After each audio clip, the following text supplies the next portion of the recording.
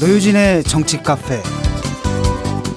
어제가 3.1절이었죠. 3.1절 96주년을 맞아서요. 일제경찰이 검거하거나 수배하거나 감시를 했던 독립운동가들의 신상기록 카드, 감시 대상 인물카드라고 하는데요.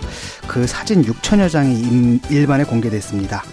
유관순, 안창호, 한용운 등등 대부분 체포되거나 수감된 직후에 촬영된 사진들이고요. 그 중에는 물론 이전에 보았던 사진들도 더러 끼어 있습니다. 일제가 만든 감시 카드 위에 붙어있는 독립투사들의 사진, 그 사진 속 독립투사들의 또렷한 눈빛, 그 느낌이 뭐랄까요? 100년 전에 촬영된 사진이라고 믿기 힘든 생생함이 있습니다. 시간을 뛰어넘어 전달되는 비장함, 절박함 같은 감정에 그냥 압도되고 말더라고요.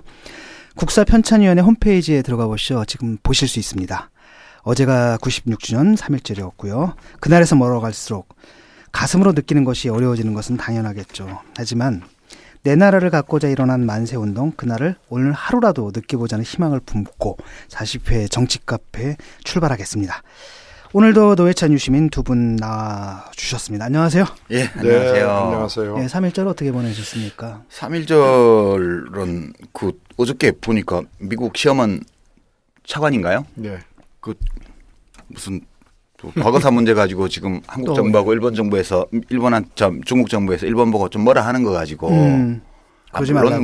물론 그 정치인들 중에는 그런 민족주의 감정을 부추겨서 이익을 보려고 하는 그런 것도 있긴 있지만 지금 문제가 지금 그게 아니잖아요. 그렇죠.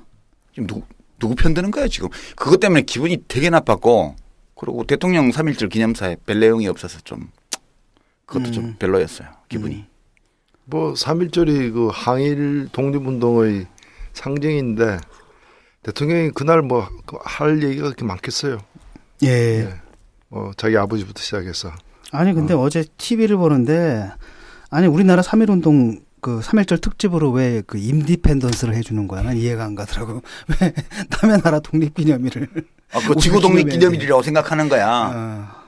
우리 어릴 때 3.1 운동가 유관순 열사인가 그런 영화가 있었어요. 예. 그래가지고 그걸 학교에서 단체로 보러 갔는데 다 울었어. 특히 그 옥중에서 막 유관순. 네, 만세 보러. 그때 배우 이름이 정확히 기억 안 나는데 아마도 김지미. 네, 하도 옛날이라서 나도 영화 본 기억이 철창 붙잡고 막 고문당하면서 예. 울부짖는 거 보면서 다 같이 울었던 기억이. 예. 그때는 유관순 누나라 그랬어. 예, 지금도 누나죠. 지금도 요새 내가 대학생들 앞에서 유관순 누나라 그러니까 키득키득 웃더라고. 그래요? 그 사람들은 이제 나이 차가 워낙 많이 나니까 10살인데 한참 이렇게 예를 들면 당군 할아버지야지 당군 삼촌이라거나 당군 형님 이름. 당군이야 우리가 처음 알 때부터 할아버지지만 할아버지였지. 유관순 누나는 누나 때 돌아가셨잖아. 그러니까 그렇죠. 영원히 누나지. 근데 요즘 아이들은 누나라고 얘기해도 어색하게 들리는 것 같더라고. 예, 근데 이분들 그 사진 속 얼굴을 딱 보니까 아유. 외놈들이 그랬을 것 같아. 진짜 말 안 듣게 생겼네 이랬을 것 같아. 외놈들이. 포스가 딱 나오죠. 예, 포스가 딱 나옵니다. 한번 눈빛이 형형하다고 얘기하고. 예, 장난이 아니거든요. 이게 사실은 이게 음험하게 보이게 찍은 사진이잖아요. 이른바 범죄자 사진이잖아요. 나름대로 그렇게 찍었을 텐데 그럼에도 불구하고 여기서 나오는 뿜어져 나오는 그 힘이 장난이 아닙니다. 청취자 여러분, 국사편찬위원회죠. 예, 홈페이지에 들어가셔가지고 한번 검색해 보시기 바랍니다. 자, 저희는요 여기서 잠깐 전하는 말씀 듣고 다시 돌아오겠습니다.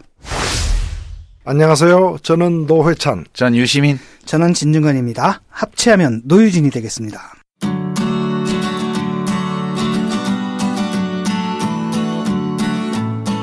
저희 세 사람이 이번에 책 하나 새로 내는데요. 제목이 뭐라더라? 생각해봤어? 랍니다. 생각해봤어? 생각 좀 해봤어? 이게 좀 더 낫지 않나? 아니요. 생각해봤어가 나아요. 이 책은 팟캐스트 노유진의 정치카페가 그동안 다루었던 이야기 중에서요. 청취자들이 가장 좋아했고 또 두고두고 알아야 할 이야기들만 14가지를 선정해서 다뤘습니다. 책의 부제가 이거네요. 노유진의 정치카페가 선정한 대한민국에 필요한 14가지 질문들. 이게 사실 질문 우리나라 말은 복수형 안 써도 돼요. 네, 맞아요. 그 책 소개를 보니까 남녀노소 지역불문 세대 초월이라고 되어 있습니다. 교황과 대한민국, 피케티와 부의 불평등, 땅콩과 실세 등 여러 가지 내용이 담겨 있습니다. 저는 개인적으로 소제목 중에 이게 제일 낫던데. 북한이 무서워? 무서워? 운율도 짝짝 맞고. 네. 네, 듣는 것도 좋지만 저는 역시 읽는 게 좋더라고요. 제가 직접 한 말인데도 다시 읽어보니 재미있더라고요. 예, 깨알 같은 자화자찬이셨습니다. 뭐 읽다가 배꼽이 빠질 정도는 아니겠지만 머리가 꽉 차고 가슴은 시원해지는 그런 이야기들이 담겨 있습니다. 3월 16일부터 온라인 서점에서 예약 판매를 시작합니다. 예약 판매 이벤트 있어요.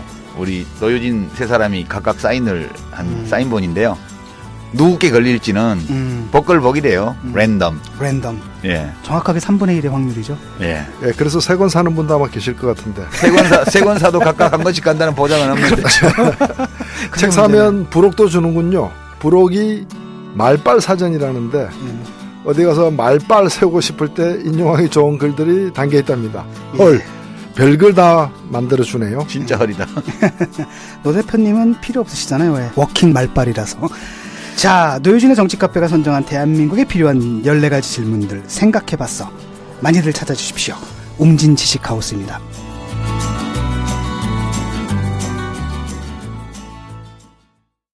건축주의 철학과 개성을 닮은 집을 추구하는 목조주택 전문기업 꿈꾸는 목수가 정치카페를 후원합니다. 노유진의 100분 토크. 억울한 인생이 없는 시대를 기원합니다. 욕설, 광고, 음식 얘기 없는 타임라인을 지향합니다. 욕하는 자, 좌우분간 못하는 자, 지나치게 무식한 자는 블록합니다. 조선일보의 무단 발췌 인용을 엄금합니다. 골비행이 @히스토피안. 자, 어떤 분의 트위터 자기소개 글인지 떠오르시나요? 여기저기서 앗하는 외마디 탄성이 터져나오는 소리가 들리는 듯 하는데 140글자로 꽉 차는 트위터에서 역사학자의 촌철살인이 무엇인지 보여주시는 분이죠. 한겨레 칼럼 현대를 만드는 물건을 통해서 문화인류학과 역사학의 앙상블로 많은 사랑을 받고 계신 분입니다. 역사학자 전우용 박사님 모셨습니다. 안녕하세요. 어서 오십시오. 네, 안녕하세요. 네, 반갑습니다. 네. 네, 아까 우리 그 패널들한테는 제가 3.1절 어떻게 보냈냐고 물어봐서 별로 이렇게 썩 만족할 만한 대답을 못 받았어요. 3.1절은 어떻게 보내셨습니까? 그냥 집에 있었습니다. 네. 집에 있으면서 네. TV도 안 보고요, 저는요. 그냥 네. 뭐 좀 밀린 글도 좀 쓰고 이렇게 보내면 안 되는데 생각하면서 보냈습니다. 네. 밀린 글은 어떤 글입니까? 이것저것 좀 번잡하게 많습니다. 예. 네. 책을 제가 한 권 갖고 있는데 그림책입니다. 서울의 동쪽이란 제목이고요. 여기 계신 정유용 박사님이 글을 쓰시고 화가 이광익 씨가 그림을 그렸는데요. 어떤 책입니까? 좀 소개 좀 해주시죠. 서울의 역사책인데요. 예. 역사책인데 서울 전체보다는 어떤 지역, 장소에 누적된 좀 긴 시간이 현재에 어떤 영향을 미치고 있는지 한번 좀 시각적으로 보이면서 이제 좀 어린 아이들이나 좀 청소년들이 어른들까지도 그 그림을 통해서 한 장소의 역사라는 게 어떻게 쌓이는지 그리고 그렇게 쌓이는 역사가 우리가 흔히 역사라고 그러면은 교과서에서 가르치는 것도 그렇고요. 이름이 오래 남는 사람들의 이야기들로만 차 있는 걸로 알고 있는데 지게꾼이든 뭐 운동선수든 아니면 뭐 장사꾼이든 역사의 이름이 남지 않는 사람들의 발자국이 공간 장소에 어떻게 새겨지는지 그걸 좀 설명하라고 했던 책입니다. 그 서울 그러면은 그 동안에 너무 많이 바뀌었잖아요. 원형도 많이 파괴되고 그래서 사실 외국 같은 데 보면은 그 수도에 그 잘 보존돼 있으면은 뭐 굳이 설명할 필요 없이 역사가 눈으로 보이잖아요. 근데 우리 같은 경우에 사실 서울 딱 들어와가지고 좀 전에 말씀하신 그런 역사 그 켠켠이 쌓여 있는 그런 이야기들을 참 읽기가 힘들어요. 그래서 좀 아쉬웠는데 그 책에 참 큰 도움이 될 것 같습니다. 예. 그건 다른 걸 떠났어요. 그러니까 지금 동대문 일대는 이제 세계적인 패션 타운이다 이렇게 얘기를 하잖아요. 그러니까 동대문의 그런 형태의 시장 기능을 담당하기 시작한 것이 300년쯤 됐어요. 다른 나라 가서 300년 된 시장 그러면 감탄하고 오는데 이제껏 서울 이른바 동대문 시장에 대해서 여러 가지 뭐 서울시에서든 국가에서든 뭔가 좀 도시 개발 계획이라든가 아니면 뭐 시장 홍보라든가 이걸 하면서도 그 시장의 역사를 자원으로 활용해 본 적이 없어요. 시장 그렇죠. 상인들도 그렇고 몰라요. 모르죠. 모르니까 일반 명품 그러면 다 그렇잖아요. 이게 항상 신스로 시작해요. 역사가 명품을 구성하는 굉장히 중요한 요소들인데 하다못해 상업적 관점에서조차도 우리가 그렇게 무슨 뭐 상업적 관점에서 돈 되는 것들을 강조하면서도 굉장히 중요한 자산들을 다 내던져 버리고 거들떠보지도 않고 지금 하고 있는 거죠. 그래서 그런 문제들에 대해서도 좀 생각해 볼 필요가 있습니다. 그런데 동대문 시장에 신스를 붙이면 몇 년도부터라고 써야 돼요? 그게 정확하지 않죠. 남대문 시장은 확실하게 나올 수가 있는데 근데 명확하게 보면 신스 1905년이고요. 1905년. 좀 더 길게 잡으면 대략 1760년경부터 잡으면 될 것 같아요. 남대문 시장은 언제부터예요? 그것도 구체적으로 확실히 잡으면 1897년이고요. 좀 넓게 잡으면 대략 이제 1400년대로 거슬러 올라갑니다. 예. 그때부터 벌써 이렇게 시장이 형성돼 있었구나. 그럼 남대문 시장은 그때 성곽 안에 있었던 거죠? 남대문 원래 이제 시장 성벽 바로 안쪽에 있었죠. 지금 저기 어렵지 않아요. 그 지명으로 남창동, 북창동 그러잖아요. 그게 원래 이제 상평청 창고, 나중에 선해청 창고. 창고가 남창, 북창으로 돼 있었던 데다가 그걸 시장으로 바꾼 거기 때문에. 그러니까 그래서 그 북창동이에요. 북창동 시청 있는 그쪽이. 그러니까 거기가 전부 창고짜리예요. 그렇구나. 그러니까 이제 서울의 남쪽 문이니까 출입문이니까 서울에 들어오자마자 이제 서울로 오가는 사람들의 어떤 이 물류 기지가 유통센터 같은 그런 데겠네요. 그렇다기보다도 본래는 이제 이게 뭐랄까 세금으로 들어오잖아요. 대부분의 물자들이 조세로 들어오니까. 근데 조세 중에서도 특히 이제 관청이나 왕실에서 쓰는 건 따로 이제 가고 군용으로 쓰는 것들이 주로 거기 있는 거예요. 그러니까 이제 그 밑에가 남영동이잖아요. 그 영이 이제 병영이죠. 그래서 그러니까 남영동이구나. 남영동, 신영동 하는 우리는 남영동 그럼 뭐 치안본부 본실, 뭐 고문에서 사람 죽이고 이런 것만 생각이 나지. 남영이 그런 상상은 못하죠. 그렇죠. 말씀 듣고 보니까. 지명 자체에 남아 있어요. 그러니까 서울시에 지금 남아 있는 그 동네 이름들만 가지고도 그 역사가 막 상당히 그렇죠. 그러면요. 그러니까 신창동이니 뭐 신영동이니 하는 것들이 다 그 옛날 군용. 그러니까 새롭게 생긴. 그러면요. 그러니까 홍대 주변에 창전동, 창천동 하는 것들이 다 창고와 관련된 이름들이고요. 그래서 창고할 때 창자구나. 거기는 뭔 창고야? 그러니까 이렇게 한강하고를 이렇게 물자가 들어오면 광흥창이라고 해서 막 광흥창도 있죠. 관리들 녹봉을 저장해두는 보관해두는 창고가 그게 광흥창이 거기가 마포까지 배가 들어오던 시절이니까. 그러면요. 그러니까 창고를 에다 크게 쌓아놓고 이제 분창들. 그래서 광흥창역이구나. 그러면요. 저기 서강대교 진입하는 그 북쪽이. 나는 웬 이름을 이상하게 졌나 싶었지. 녹사평은 뭐예요, 그럼? 이제 그 원래는 거기가 이제 그냥 그 사람 거의 안 사는 이제 그 풀밭이었어요. 그리고 사실 거기서부터 지금 미군 부대 지역이 있잖아요. 용산 미군 부대 지역 전체는 조선시대 공동묘지였어요. 그래요? 일본군이 그 러일 전쟁 나고 나서 그걸 군용지로 이제 뺐는데 뺐을 때 이제 거기를 조사를 했더니 무덤이 몇 기가 나왔냐면 117만 기가 나왔어요. 117만 기가. 조사를 한 결과가 그래요. 그러니까 서울 시민에 이제 몇백 년간 쓰던 공동묘지다 보니까 그렇게 많을 수밖에 없었죠. 그걸 보상 안 해주고 다 밀어버린 거예요. 그러니까 거기는 이제 무덤짜리 언덕에 이제 남쪽에 있는 풀밭이라 녹사평이었던 것이고. 그럼 미군들이 아나? 예? 미군들이 알아요? 미군은 모르죠. 일본군은 알고 했던 거죠. 그러니까 미군은 지금 그 공동묘지 위에 집 지어놓고 그런지도 아닌지도 모르고 있는 거 아니야 지금. 나중에 미군이 아는 거는 거기가 이제 자기들이 패배시켰던 일본군의 어떤 그 사령부, 조선 주둔 일본군 사령부가 거기 있었으니까 이제. 거기 뺐으면은 이제 다시 돌려받았잖아요, 그렇죠? 그러면은 거기다 아니 연기했잖아 지금. 뭐 상당 부분은 남겨놓고 지금 간다는 거 아니에요? 그 전에 한번 그걸 해야 되겠네요. 이렇게 그 구술 한번 해야겠네요. 전에 한번 그래서 그 용산공원 이제 용산 미군 부대 공원화 공청회 가가지고 거기가 옛날에 공동묘지였으니까 메모리얼 월을 만들든지 아니면 이제 일부나마 수목장지를 좀 이렇게 할당을 해서 삶과 죽음이 이렇게 멀지 않다. 죽음을 생각해야 좀 삶을 진지하게 바라볼 수 있으니까. 우리 서울이 정말 죽은 사람들한테 매몰찬 도시거든요. 그럼요. 다 쫓아내버리잖아요. 그런 것들을 좀 반성하는 기회로 삼자고 얘기를 했다가 지역 주민들한테 혼날 뻔했어요. 그러니까 혼났어요. 서울시가 가지고 있는 저 화장장이 경기도 고양시에 있잖아요. 벽지에. 그게 서울시립 화장장이거든. 그리고 하수처리장도 다 고양시 파주시까지 넘어가 있어. 그러니까 서울은 좋은 것만 누리고 자기들이 보기 싫은 거 원하지 않는 건 다 그냥 인접 지역으로 다 내쫓아가지고 그렇게 해온 거지 지금. 야, 그 127만 기면 여기 묻혔던 분들은 다 대부분 다 서민일 거 아니에요. 왜냐 양반들은 자기 묘자리가 따로 있잖아요. 선산이 보통. 있으니까 내려갔죠. 예, 그 민중사의 한 중요한 부분인데. 그렇고요. 그리고 또 3.1운동이었으니까요. 네. 서울과 관련된 아무래도 3.1운동이 전국에서 다 벌어졌지만 가장 크게 벌어진 데가 역시 서울 아니었을까 싶기도 하고요. 당시도.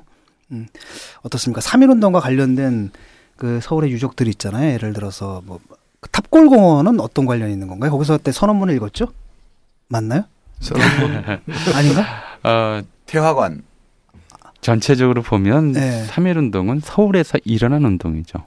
서울에서 일어났고 서울을 그 기점으로 해서 전국으로 확산된 운동이고 예.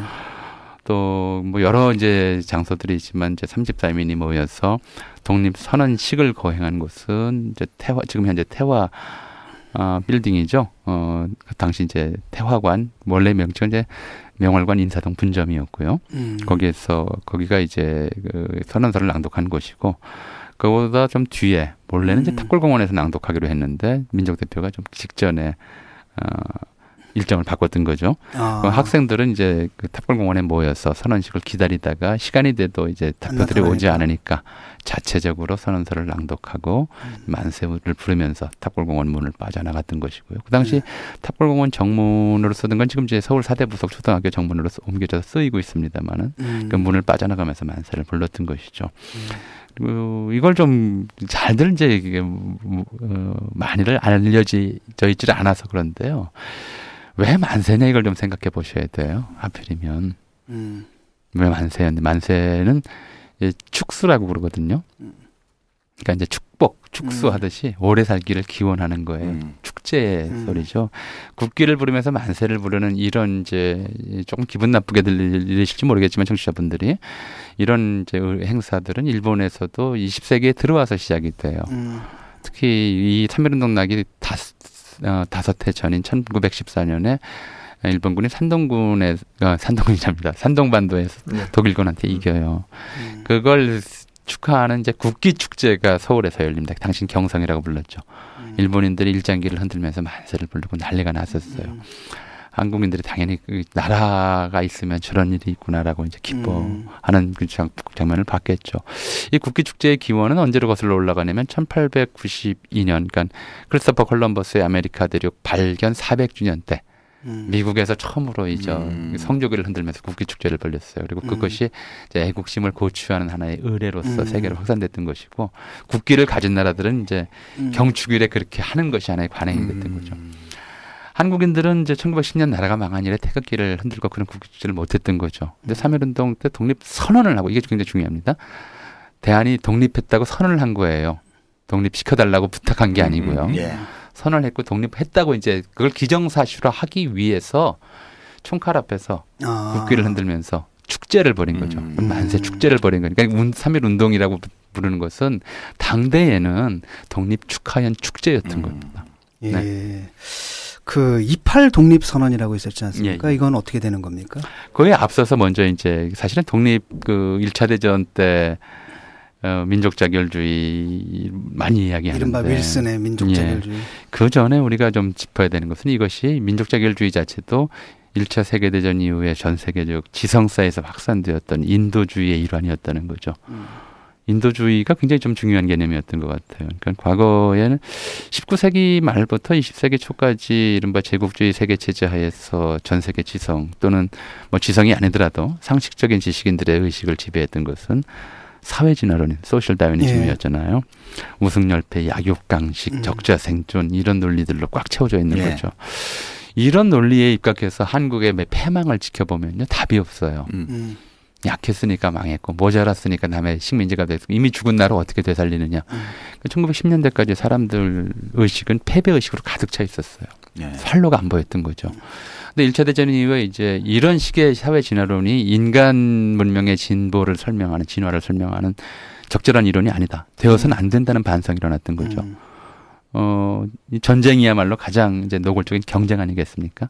경쟁이 인류를 무한진보케 할 거라고 믿었었는데 이 전쟁의 가장 노골적인 수단인 전쟁은 무한진보는커녕이고 인류를 완전히 파멸시킬지도 모른다고 하는 위기의식을 느꼈던 거죠. 그럼 인간 세상의 논리는 동물진화의 논리와는 같아서는 안 된다. 이런 거죠. 그게 인도주의예요. 인간은 짐승과 달라야 한다는 거죠. 그런 인도주의의 사고에서 민족자결주의가 파생돼 나온 거잖아요. 예. 이걸 좀 약한 민족도 살 권리가 있다는 거니까요. 거기에서 이제 지식인들이 그 꽉 눌려 있었던 이제 의식의 탈출구를 찾은 거예요. 찾으니까 이제 1차 대전이 끝날 무렵에 이제 전쟁 중에 이런 사고들이 확산되는 와중에서 15년, 16년, 17년 이때부터 이제 우리도 살 수 있다. 우리도 의사를 표현해서 독립할 수 있다고 하는 의식이 나오고, 그러니까 뭐 굳이 28 독립선언 이전에도 무호 독립선언이나 그 이전에부터 이미 여러 사람들이 이제 독립운동, 민족 자결주의에 입각한, 인도주의에 입각한 새로운 세계를 모색하면서 독립운동을 하게 된 유학생들이 거죠. 이제 먼저 세계 문명의 변화를 더 빨리 아니까 이제 그 당시에는 뭐 미국이나 이런 데까지 유학할 생각을 못 하고 좀 이제 일본 정도 유학할 때니까 동경 유학생들이 중심이 돼가지고 세계사의 조류의 이렇게 변화나 이런 것들을 이제 이해하고 받아들이면서 우리 민족도 이제 독립해서 우리 스스로 살아야 된다 이런 인식이 먼저 청년 지식인들 사이에서 자리 잡고 그게 이제 점점 이쪽으로 퍼져나온 거 아니겠어요? 그러니까 이제 동경에서는 28 독립선언이 있었지만 이제 연해주나 이제 러시아 혁명의 영향, 17년 러시아 혁명의 영향부터 받은 쪽에서 또 그런 뭐 다른 독립선언이 먼저 나온 적도 있었고요. 그러니까 여러 흐름들이 3.1운동으로 합류한 거죠. 그러니까 그 전에 그냥 굉장히 여기저기서 독립선언들이 많았고 그 시간 때가 무르익어가지고 이제 3.1운동으로 터져 나온 거네요.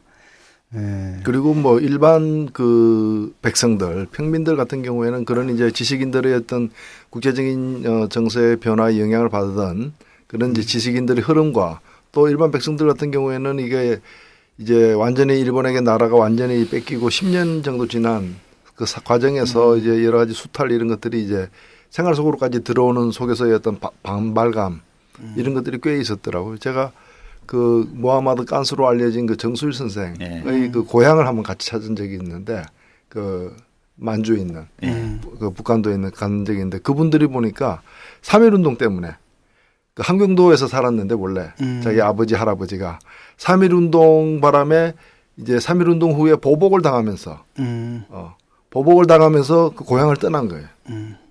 3.1운동 직후에 떠나가지고 이제 그 간도로 이렇게 피난와가지고 거기서 이렇게 뿌리를 내린 집안이더라고요.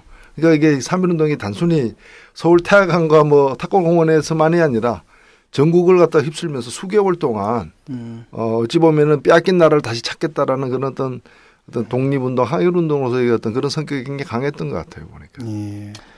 두 개가 좀 겹쳐진 거죠. 그런 것들이 막 섞여가지고 이제 이게 한쪽에서는 정말 독립한 줄 아는 사람들도 있었어요. 그럴 수밖에 없죠. 독립 선언했다니까. 그렇죠. 그래서 뭐 여러 이제 당시의 기록들을 보면 여러 이제 황당한 일들이 좀 어떻게 보면 벌어져요. 독립했다면 다음 왕은 누가 되는 거냐 질문하는 사람도 있고. 그러겠죠. 당연히. 그럴 수밖에 없죠. 왕조 시대밖에 모르는 사람들이니까 누가 왕이 되는 거냐. 고종은 죽었고 순종은 아무래도 이거 마음에 안 들고 뭐 이런 질문도 나오기도 하고요. 그다음에 이제 뭐 독립했으니까 그동안 우리 못 살게 굴던 놈을 가만 안 두겠다 싶어서 이제 보복하러 갔는데 갔더니 총알이 날라오더라. 이거 황당하게 당했는데 그다음에 이제 이거 다시 또 보고 가게 되고 뭐 이런 속에서 이제 말씀하셨듯이 독립한 줄 알았던 사람들도 있고 아니고 이제 이건 이 독립선언에서 이건 내가 인정할 수 없다. 우리가 필요한 건 독립선언이 아니고 싸움이다라고 생각하는 사람들도 있었고 다양한 움직임이 몰려들었지만 어쨌든 간에 이런 와중에서 일각에서는 이제 축제 형태, 일각에서는 이제 일부 지역에서는 폭동 형태까지도 이렇게 나타나곤 했던 것이죠. 그런데 되게 저는 역사 연구는 많이 해봤지만 그냥 이렇게 역사에 관심을 가진 그냥 이제 지식인으로서 이렇게 생각해 보면 좀 신기하더라고요. 왜냐하면 되게 왕조국가에서 민주공화국으로 넘어가는 과정이 정말 어마어마한 혁명과 반혁명 뭐 이런 것들이 있었잖아요. 이제 그 민주주의가 좀 생긴 나라들은. 근데 우리나라는 이제 고종 황제 때 나라가 망하고 이제 일본 놈들이 이걸 점령하고 나서 그 조선 왕조 복위 운동 말하자면 왕조를 복구하자는 운동은 없고 곧바로 그냥 3.1운동 일어나고 임시정부 생기면서 대한민국으로 해서 이제 민주공화정을 세우는 쪽으로 바로 가버렸어요. 그렇지. 안 그래요? 않죠. 안 그래요? 사실은요. 해방된 다음에도 일본에 있는 영춘왕 불러서 왕조국가 되살리려고 하는 그룹이 있었어요. 있었습니까? 해방의 뒤에도 있었고요. 이 이제 대한민국 임시정부 만들어지는 과정들이 대단히 좀 복잡한데요. 뭐 종이로 이제 정부를 이제 참칭 선언한 곳은 7군데 되는데 그중에서 7군데나 있었어요. 가장 이제 영향력이 있었고 실제로 이제 대한민국 임시정부가 정통으로 인정한 것이 그해 4월에 발표된 한성정부입니다. 한성정부고요.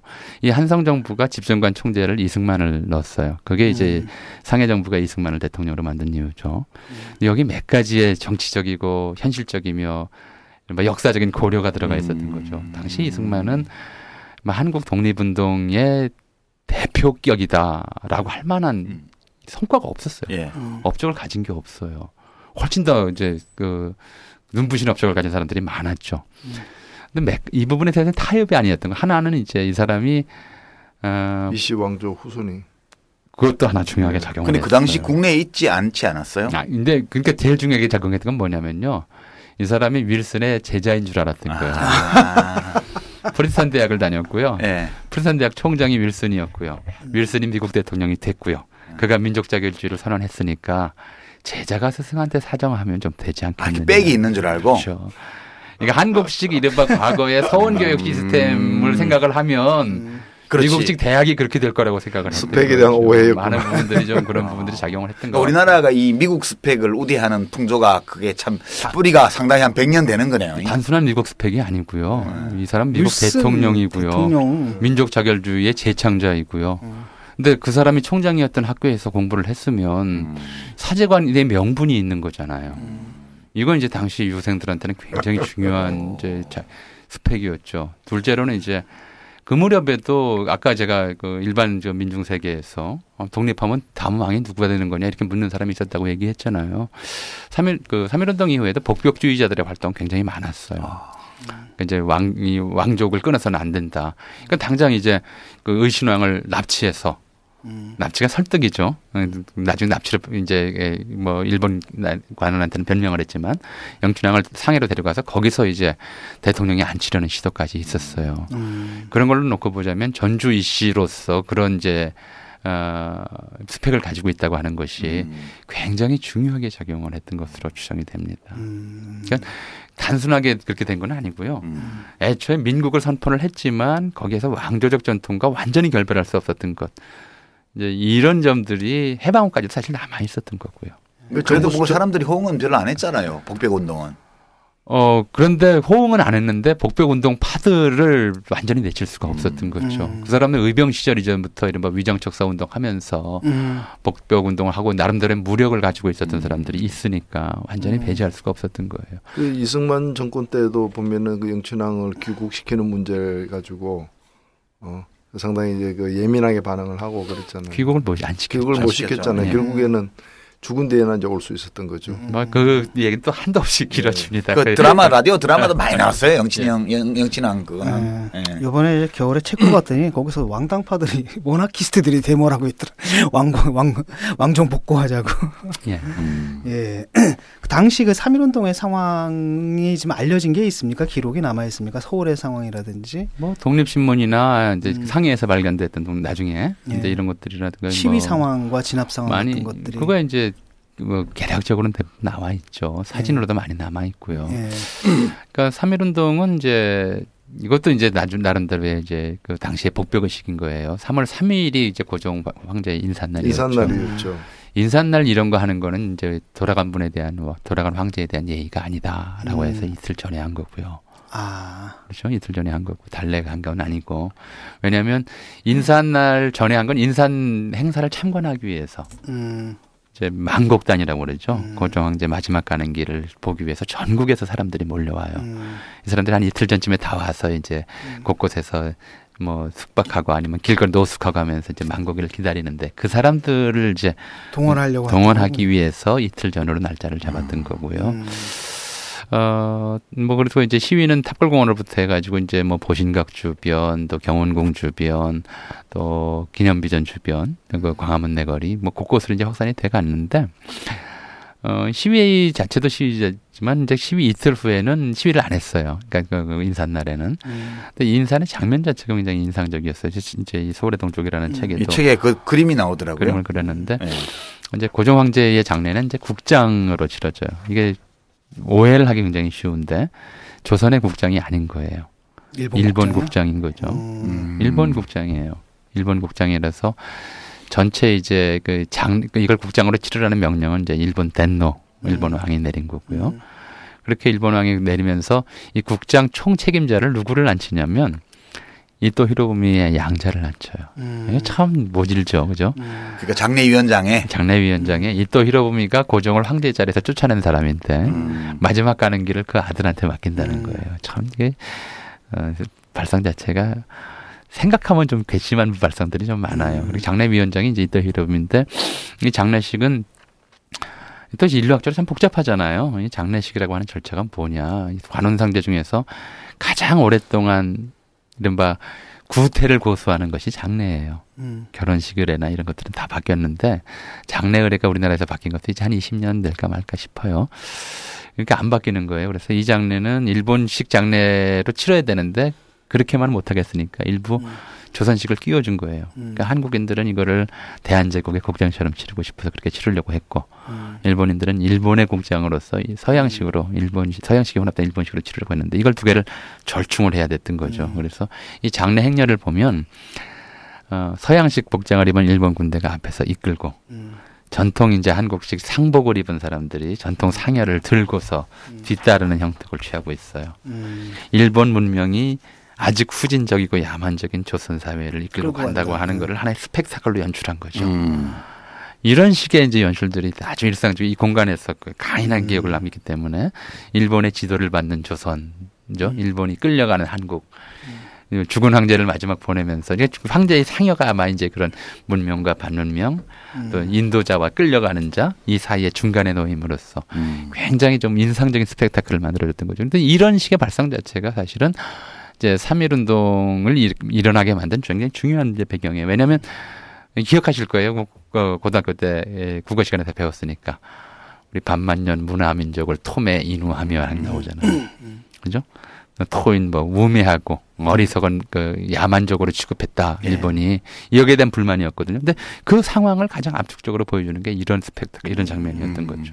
그러면 서울에서 1919년 3월 1일에 3.1 만세 운동이 이제 벌어졌는데 이틀 후에는 예정대로 고전 장례식은 또 이렇게 거행이 된 거고. 장례식 끝난 다음에 상황은 계속됐나요? 또 3.1 운동은 또 계속 지방으로 번져가고 그 후에도 그런 상황인 거죠. 서울에서도 계속됐고요. 계속되고. 그러니까 이제 이런 거예요. 요즘 이제 국기 달기 운동 벌어지잖아요. 예. 그러니까 1919년 3.1 운동까지는 그 종로에 있는 한국인 상점들에 국기 다는 게 굉장히 의무적이었어요. 일본 일장기를 달라고. 예. 근데 3.1운동 나고 나서 누구 편인지를 밝혀라 이 얘기잖아요. 그렇죠. 3.1운동 나고 나서는 이 시전에서 일장기 다는 게 싹 사라져 버렸어요. 일장기 달고 있는 집이 있으면 사람들이 돌을 던져가지고 장사를 못하게 해버렸거든요. 그러니까 이제 국기를 내려버리죠. 이제 이건 또 철지를 하고, 장사를 할 수가 없으니까 일장기를 안 걸면 일본인 경찰에 와가지고 왜 깃발 안 걸었냐고 막 나무랄 거고, 걸면 이제 조선인들이 와가지고 돌 던지고 이제 이럴 테니까 아예 문을 닫아버려. 그렇게 닫는 경우도 있고, 이제 일본 통치에 불복하겠다는 의미로 이제 적극적으로 철지하는 상점들도 있고, 이게 이제 4월까지 계속 가요. 이런 상황이. 그리고 나서 이제 일본이 이쪽에 대해서 국기 다는 걸 강요하는 걸 좀 중단을 해요.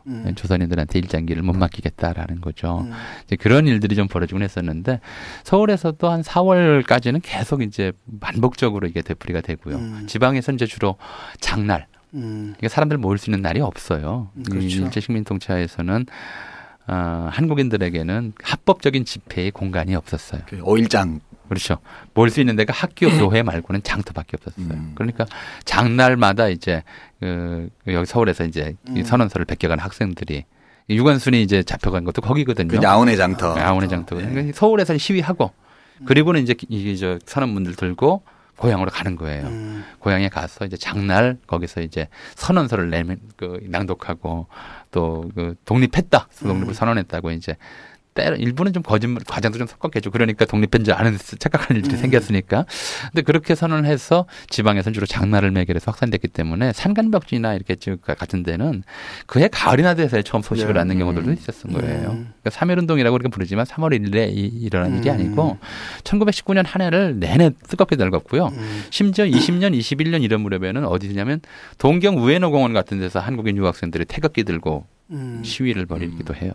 근데 그 당시 기록을 보니까 그 지방에서 3.1운동이 그 만세 사건이 벌어진 그 기록을 나중에 조사한 걸 보니까 거의 모든 군 단위에서는 다 사실은 그 수개월에 걸친 과정이었겠지만 벌어졌는데 어떤 기록을 보니까 전국적으로 3.1운동에 총 참가자가 136만 명이다라는 기록이 있던데 그때 우리 인구가 얼마나쯤 됐습니까?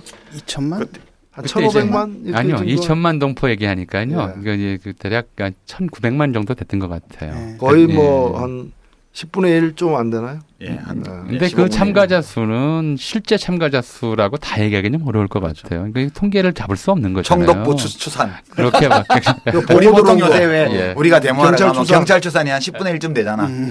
아 그것도 유구한 전통이 있는 거구나. 청독부 시절부터. 예. 아니 근데 그치 그 3월 1일 그 당일날 그 33인 민족 대표들은 왜 탑골공원에 안 왔죠? 그 이제 마지막 구절이 그거였어요. 어디까지나 평화적으로 우리의 의사를 쾌히 발표하라라는 거였죠. 그러니까 이 점에 대해서 이제 여러 해석들이 있죠. 뭐 이게 좀 기회주의적이다, 아니면 뭐 형량을 줄이려고 그랬다, 뭐 등등 여러 가지가 있는데 직접 나섰을 때의 이 사태에 대해서 폭력화될 가능성에 대해서 몸을 빼려고 했다라고 하는 게 지배적이죠. 근데 뭐 그런 측면도 물론 있었겠죠. 근데 그 학생들도 그렇고요. 폭력화에 대해서 이제 당시 당일날에는 아무도 이제 그런 생각이 없었기 때문에 좀 그게 기우였을 것 같아요. 일부에서 이제 이게 만약에 좀 우리가 걷잡을 수 없는 사태로 가면 우리가 거기까지는 책임질 수 없다. 우리는 독립선언까지만 책임지겠다고 하는 의사였던 것 같아요. 근데 좀 엉뚱한 질문 같은데 저 개인적으로 호기심이 있어서 그 당시 독립선언문을 보면 저희 학교 다닐 때 배웠지만 5등은 자해 아조선의 독립국임과 뭐 아조선인의 자주민임을 선언하노라 이렇게 첫 문장이 시작되잖아요. 예. 근데 국한문 혼용이에요. 예. 근데 이제 왜 국한문 혼용으로 됐지? 이게 완전히 그냥 그 언문으로 대중들이 알아들을 수 있게 그렇게 안 하고. 그거 정말 비역사적인 해석일지도 모르겠다는 생각이 드는 것이요. 예. 자, 우리 한글이 국문이라는 이름을 처음 얻은 게 1895년이에요. 국문연구소라는 게 만들어진 게 1901년에 가서야 만들었죠. 그전에 언문이라고 그랬나요, 그럼? 그전에 언문, 암글, 방글 그랬죠. 예. 그러니까 문자는 한문밖에 없었고 조선문은 이제 그 국문 한글은 한글이라는 이름도 없었어요. 그때까지도. 최연배 선생님. 주시경 선생님이 처음 만들긴 했는데 1921년인가 20년대에 열렸던 그 최초의 한글날 480주년 기념식도 가게날 기념식이었어요.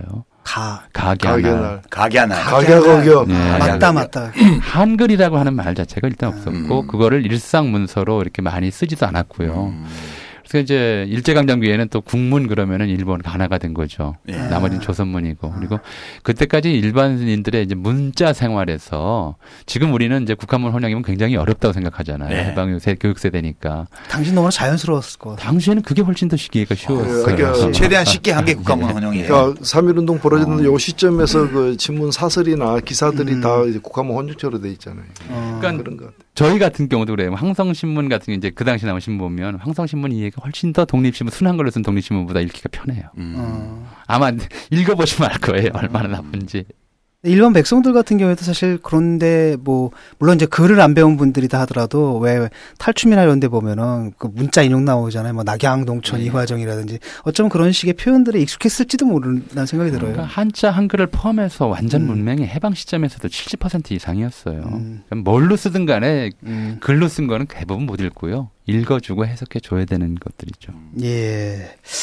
그 3.1운동 당시 상황을 먼저 좀 짚어봤고요. 이어서요. 지난주 경향신문이었죠. 박사님께서 쓰신 칼럼이 있습니다. 3.1운동 100주년 대한민국 100주년에서 3.1운동에 대해서 이렇게 말씀하셨어요. 제가 인용을 하겠습니다. 대한민국이 49년에 공식 연호를 민국 30년호로 정한 것도 3.1절을 광복절, 제헌절, 개천절과 더불어 4대 국경일로 삼은 것도 대한민국이 3.1운동으로 건립되었음을 국가적으로 공인했기 때문이다. 이게 이제 정설이죠. 그런데 지난 이명박 정부부터 지금까지 줄기차게 건국기념일 없는 나라가 어딨냐면서 8.15 광복절을 건국절로 지정하자고 주장하는 사람들이 있습니다. 이른바 뉴라이트 역사학자들이거든요. 그래서 이 내용을 법으로 정하자는 국경일법 개정안까지 지금 만들겠다는 움직임이 있는데요. 새누리당 윤상현 의원을 비롯한 정치인들이 지금 그런 짓을 하고 있습니다. 이분들이 지금 3.1절과 광복절, 건국과 광복을 둘러싸고 잡음을 벌이고 있거든요. 이걸 어떻게 봐야 됩니까? 그 제헌헌법은 이렇게 시작했어요. 전문이 유구한 역사와 전통에 빛나는 우리 대한국민은 기미 3.1운동으로 대한민국을 건립하여 이렇게 시작합니다. 3.1운동으로 대한민국을 건립하여라고 써놨어요. 네. 현행헌법은 이걸 이제 대한민국이라고 하는 말을 누가 이렇게 바꿨는지 모르겠는데 대한민국 임시정부를 건립하여라고 써놨습니다. 그러니까 헌법이 정한 바 대한민국 건립의 계기는 3.1운동인 거예요. 네.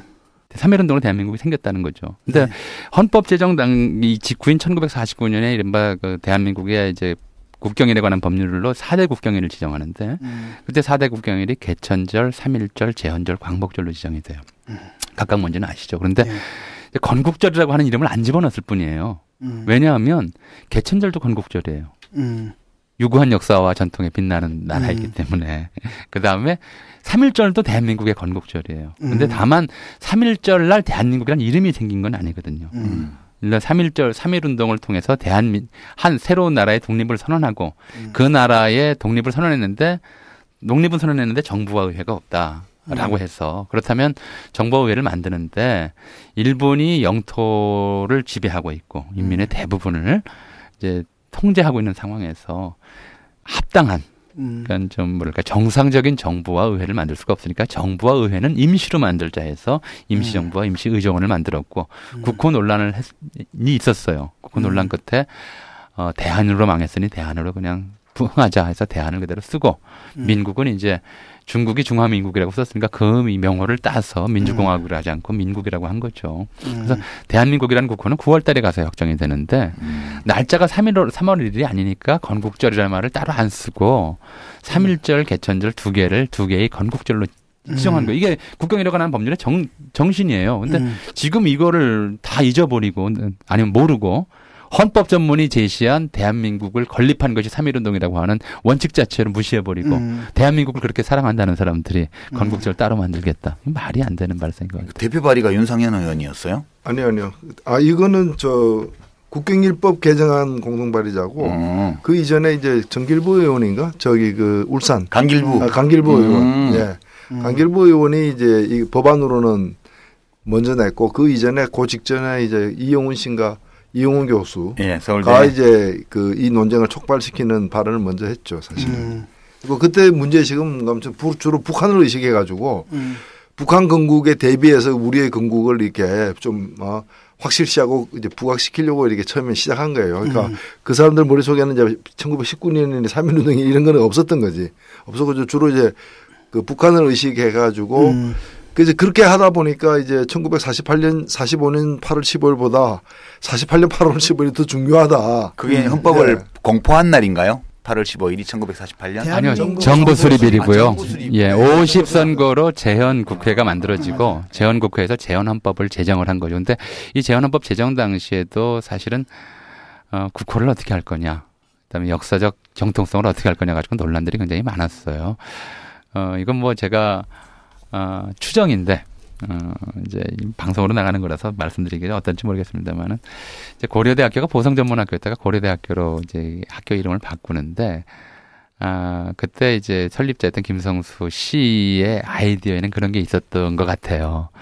나라 이름이 아마 고려로 될 거다. 선점하자 이런 의도가 있었던 것 같아요. 그때만 해도 사실은 이제 상당히 많은 사람들이 대한이라는 국호에 대해 반감을 가졌어요.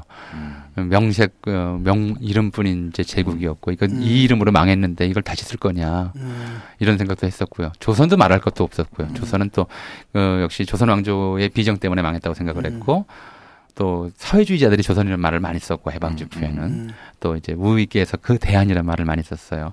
이런 분위기 때문에 이제 대한과 조선이 다 안 될 거다라고 생각을 했고 반대도 많았습니다. 그럼에도 굳이 대한민국이라는 국호를 쓴 것은 지금 거꾸로 봐보자면 이제 북한 정권이 이 대한민국과 무관하다, 우리가 정통이다라고 하는 것을 드러내기 위한 의도도 있었던 거예요. 그러니까 강했죠, 사실. 이게 굉장히 강했던 거거든요. 강했죠. 그게 강했던 것인데 거꾸로 좀 북한 정권을 의식해서 대한민국과 관계없이 48년 8월 15일을 또 정한다고 하는 거는 정말 이제 발상 자체가 좀 잘못 짚고 있는 거겠죠. 네, 그래가지고 이걸로 이제 그렇다면 어떻게 48년 8월 15일이 건국일이냐 이렇게 공격을 엄청 받게 되면서 강길부 의원이 자기가 낸 법안을 이명박 정부에게 도움이 안 된다 해가지고 그걸 스스로 철회를 해요.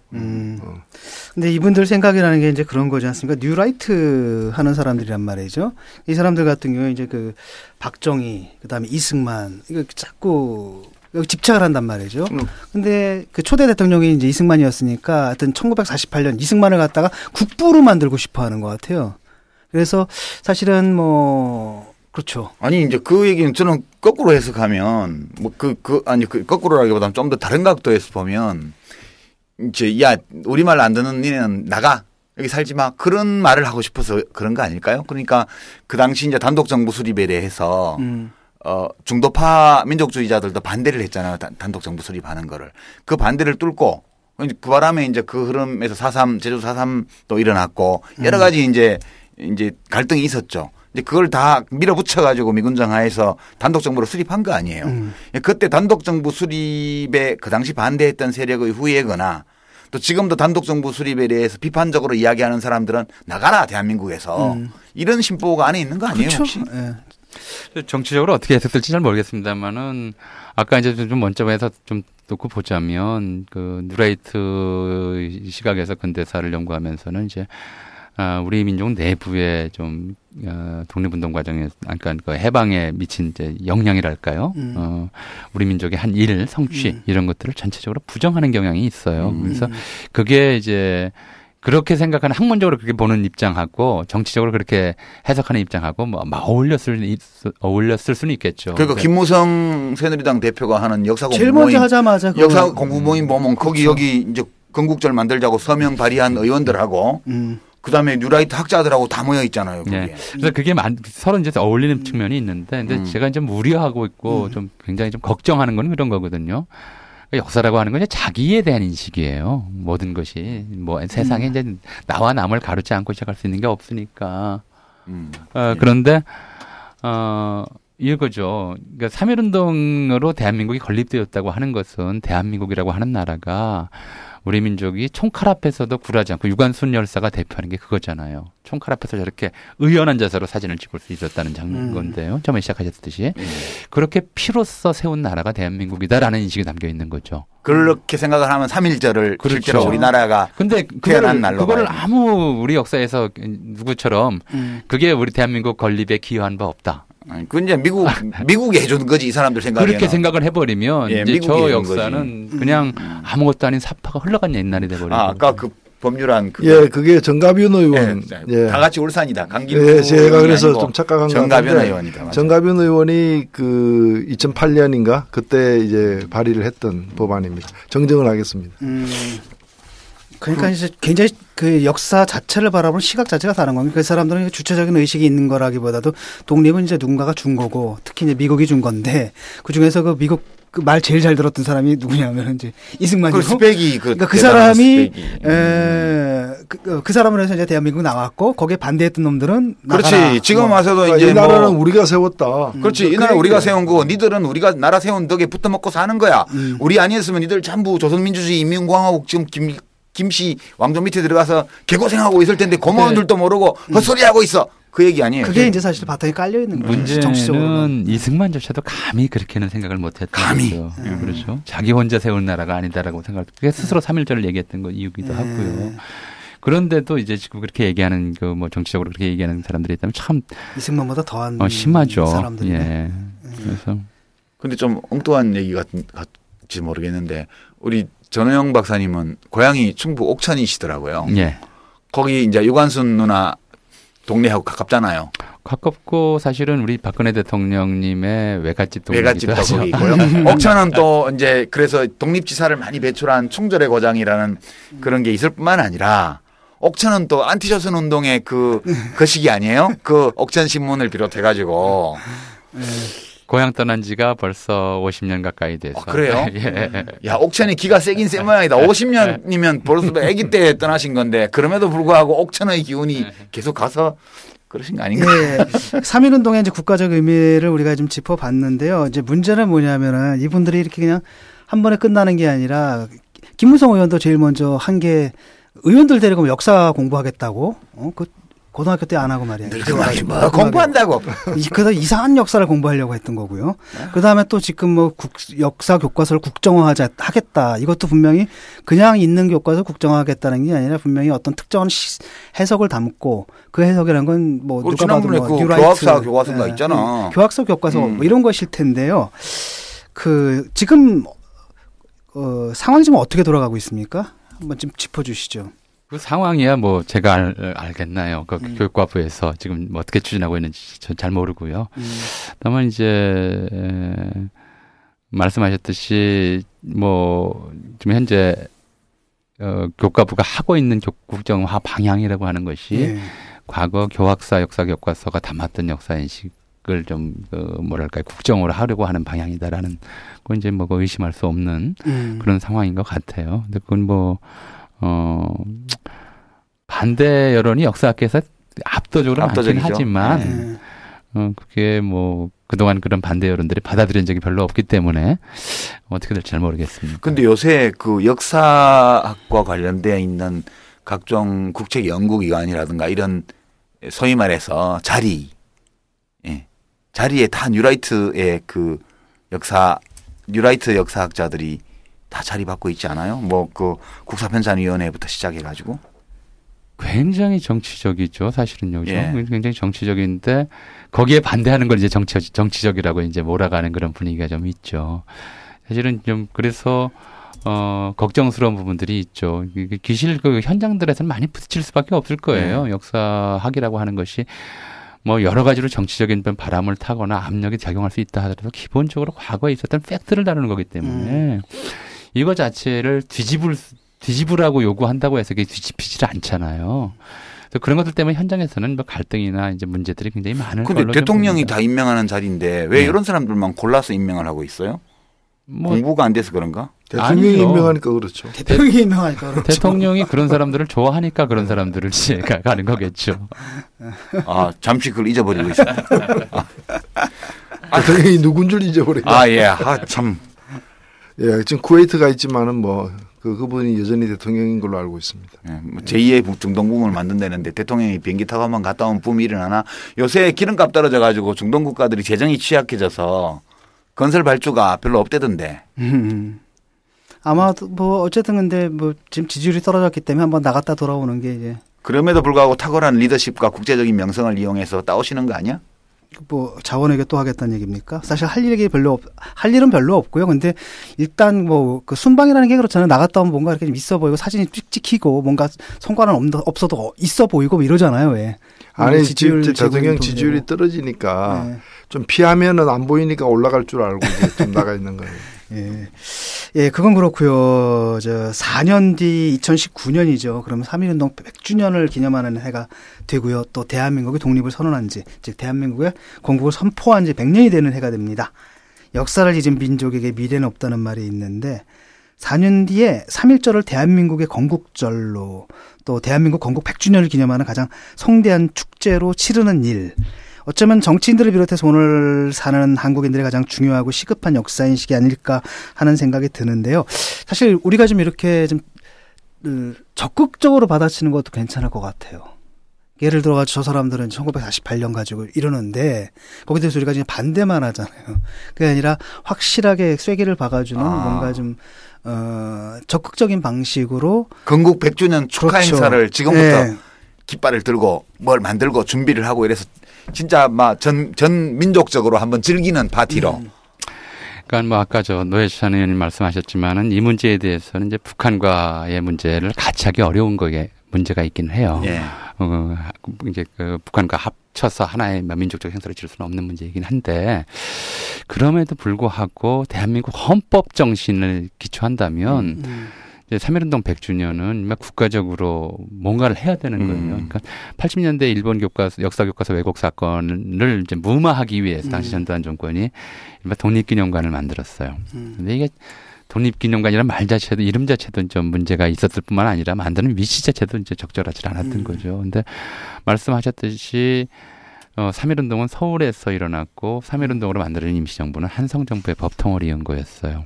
그러니까 이제 서울에 이제 3.1운동 대한민국 그 역사박물관 말고 뭐 아니면 그걸 아예 통째로 바꿔도 괜찮을 거라고 생각이 됩니다만은 3.1운동 100주년 대한민국 선포 100주년을 기념하는 기념관 정도는 좀 만들어야 될 것 같고요. 그건 어려울 것 같아요. 또 이제 왜냐하면 지금 집 질려면 몇 년 걸리는데 한 2, 3년이면 될 것 같아요. 그래도 내년에 발주해야 그때까지 예. 되는데 내년까지 발주하기 틀렸어요. 지금 봤어요. 그래서 지금 이제 이런 문제들에 대해서 사실 중앙정부가 해줘야 되는데 지금 돌아가는 판국을 보면 뭐 거기서 여당 국회의원들 주도가 돼서 건국절 따로 만들자는 움직임이 벌어지고 있고 이 3.1운동 100주년 정말 어영부영 거기다가 이게 이제 다음 선거 뒤잖아요. 예. 그러니까 이게 다음 대통령 선거 공약으로 나올지는 모르겠지만 현 정부에서 여기서 힘써 하지 않을까봐 좀 걱정이 돼요. 이거 뭐 거의 안 한다고 봐야죠. 예.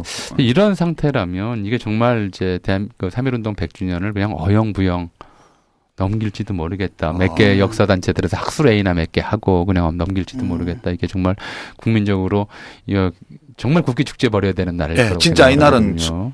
축제 좀 해야 될 것 같은데. 그런 날인데도 불구하고 그냥 넘길지도 모르겠다. 그래서 뭐라도 좀 준비가 돼야 되지 않겠느냐. 그럼 이렇게 하죠. 2018년 2월 26일 날 대한민국 건국 100주년 기념 행사를 치르기 위한 국민위원회를 출범시키는 걸로.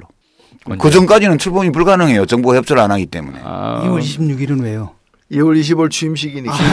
예. 2월 25일부터 가능한 날이에요. 예. 그렇지만 그날은 행사가 많아서 좀 힘들고 그 다음날 해야 되지 않겠어요? 그 전까지는 안 될 것 같아요. 뭐 민간에서라도 좀 준비를 시작을 해야 건물을 세우든 뭐를 하든 일단 레일을 좀 깔아놔야 되겠네. 예, 아무래도 좀 뭐 노 의원님이나 여기 분들이 좀 아니 뭐 기공식이라도 하지 뭐. 그렇죠. 2019년에 정말 착고 준공식은 못해도 기공식이라도 해야지.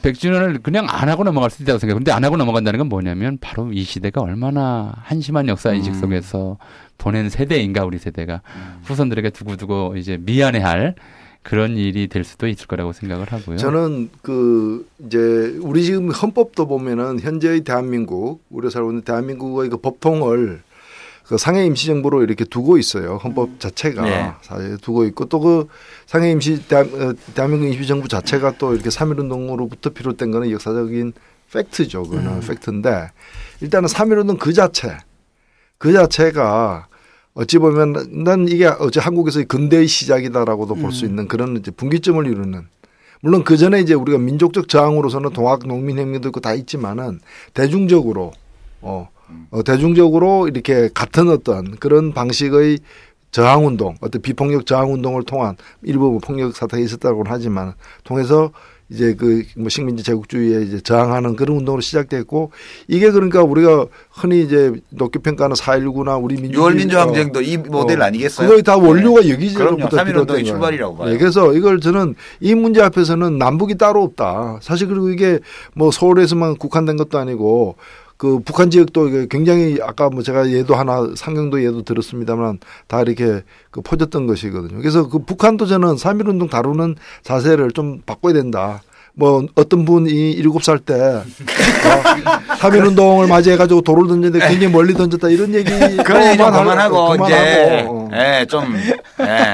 그런 촌스러움은 좀 벗어야 돼 이북도. 그러니까 그게 인민이 주체가 돼서 떨쳐 일어난 날인데. 그게 말입니다. 이 시간을 보면 그 독립선언 태워가는 독립선언은 이제 서울에서 했지만. 그러니까 학생들은 그 탑골공원에서 한 2시까지 기다렸어요. 그런데 평양은 이제 미리 약속된 대로 12시에 학생 시위가 일어났거든요. 그러니까 학생들이 만세 부른 건 평양이 먼저다. 그러니까 이건 남북이 같이 할 수 있는 일이에요. 그렇구나. 그 이제 같이 하기 위해서는 서로 간에 좀 그동안에 좀 그 사기 캐릭터 만들었다면 좀 이제 좀 자제하고 우리가 역사적 풍선 같은 거 띄울 게 아니고. 그러면 재현 행사를 하게 되면 거기서 뭐 김일성 가문이 나와서 주고하고 이럴 거 아니야. 이게 문제. 맞다. 시어머너 사건 들고 나오고 그러지 말고 우리 좀 시어머너 모형 들고 나오고. 저 있는 대로 좀 인정을 하고 팩트가 바뀌는 건 아니니까요. 사실은 이거는 지금 우리가 지금 생각하는 3.1절하고요. 1930년, 20년대, 30년대 교민들 생각하는 심지어 쿠바 아바나 같은 데서도요. 매년 3.1절이면 한국 교민들이 독립선언 기념식을 열었어요. 그리고 그 사탕수수 따던 분들이. 그러니까요. 사탕수수 싸면서 모여가지고 그 푼돈 모아가지고 태극기 만들고 그 앞에서 모여가지고 눈물을 그런 장면들을 모여서 한 것들을 보면요. 100년 가까이 된 지금 읽어도 눈물이 자꾸 나요. 그러니까 태극기가 올라가는 걸 보면서 그때 희생됐던 사람들 생각하면서 피눈물을 머금고 노래를 부르고 국기를 올려다봤다 이거거든요. 아까 말씀드렸지만 그 동경 우에노공 적지 한복판에서도 한세를 불러요. 기념 우리 독립했다고. 그런 이제 독립기념 선언식으로 전 세계를 하나로 모았던 그런 날이거든요. 그래서 이날은 전 세계 교민들 남북 다 사실은 다 모여서 정말 대한민국 탄생 기념일이든 아니면 3.1운동 100주년 기념일이든 전 세계에서 동시다발. 전 세계에 지금 거의 100개국 넘어야 우리나라 교민이 있는 데가 전 세계에 없는 데가 없다고요. 그렇게 해서 동시에 조직해가지고 하면 멋지지. 그렇게 하던 날이었어요. 원래가요. 한번 하면 괜찮겠다. 거기다가 우리가 또 근데 첨단 이거를 1년 만에 준비해야 된다는 건 좀 벅찬 과제긴 해. 우리가 2018년 2월 26일부터 시작해서 준비해서 이거를 딱 1년 후잖아. 3일짜리. 근데 네트워크 아트 같은 걸 하면 괜찮을 것 같아. 왜냐하면 옛날에 그 백남준 선생이 했던 그렇지. 굿모닝 조지 오웰처럼 전국 전체 다 요즘은 그 연결이 다 쉽잖아요. 굿모닝 코리아 리퍼블릭 그래가지고 뭘 좀 하나 전 세계적으로 동시에 할 수도 있죠. 그렇죠. 그럼 한번 생각 좀 해봐야겠습니다. 근데 그저 얼마 전에 제가 몇 달 되긴 했는데 그 문성근 씨 인터뷰를 한 적이 있거든요. 팟캐스트에서. 근데 이분이 이제 문익환 목사님이 왜 그렇게 살 수밖에 없었는지 재밌는 얘기를 하시더라고요. 그러니까 문익환 목사님의 어머니, 그러니까 문성근 씨 할머니죠. 이분이 그러니까 안중근 의사가 그 총 연습할 때 밤 날라주셨다. 밤 날라주셨다. 그리고 그 문익환 목사님의 그 뭡니까 그 동네 친구가 윤동주 씨였대요. 그래가지고 이 친구가 어렸을 때 그 동시를 참 잘 썼다고 뭐 이런다 그러더라고요. 그 일본 그 우리나라에서도 유명한 그 동경에 있는 신사협회 그 류슈관이라고 그 일본 전쟁박물관이자 역사박물관이 이제 있는데 그 류슈관의 맨 마지막 전시실의 그 전시된 내용이 뭔가면은 일본 때문에 2차 세계대전 이후에 독립한 나라들. 그러니까 2차 세계대전 이후에 독립한 많은 나라들.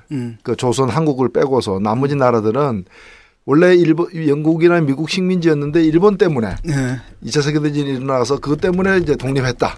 그래가지고 각 나라들을 갖다 사진 다 붙여놨어요. 우리만 빼고. 근데 그때 그 지도에 우리는 뭐로 표시됐는가 하면 그 일본으로 표시돼 있어요. 그 지도에. 일본하고 같은 일본의 한 부속으로.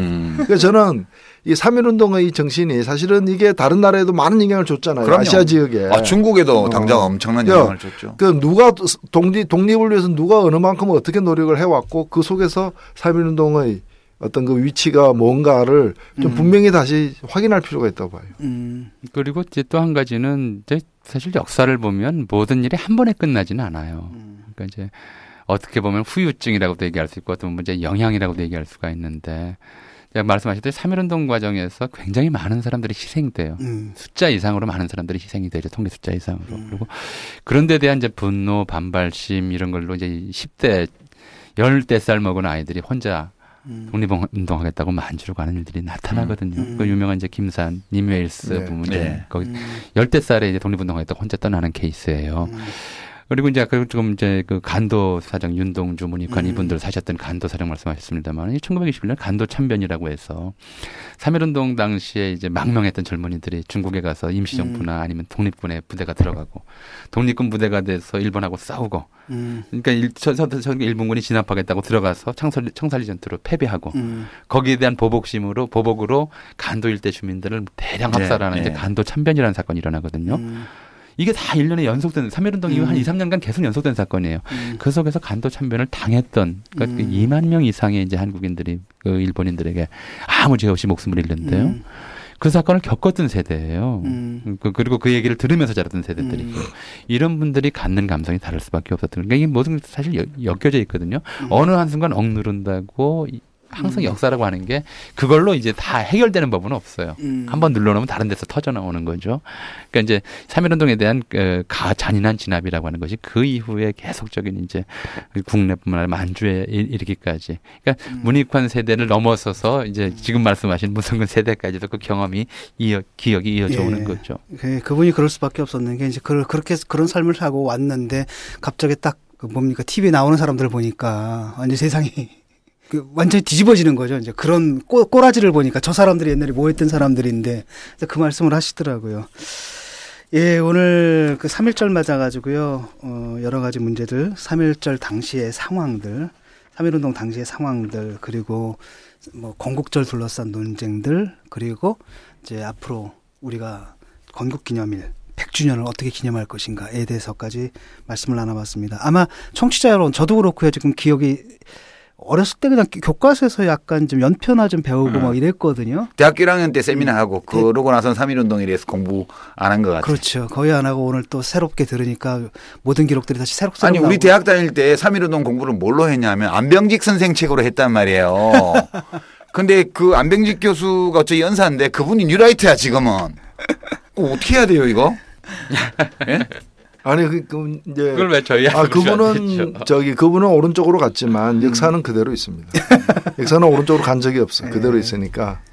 근데 약간 저는 이제 3.1운동 생각을 하면 저 개인적으로는 이제 이것이 우리 민족의 역사에서 근대의 탄생이고 또 공화국의 기초가 되는 주권자로서의 시민의 탄생, 그 시작된 과정이라고 봐요. 그리고 그 위에 100년 동안 우리가 민주주의를 세워내는 진짜 공화국으로 가는 이 도정에서 3.1운동의 투쟁 방식 이런 것들이 이제 연속적, 동시다발적, 도시봉기 이런 모델들이 우리 실정에 맞는 어떤 사회변화의 어떤 방법으로 이렇게 된 거라고 생각을 해요. 개인적으로는.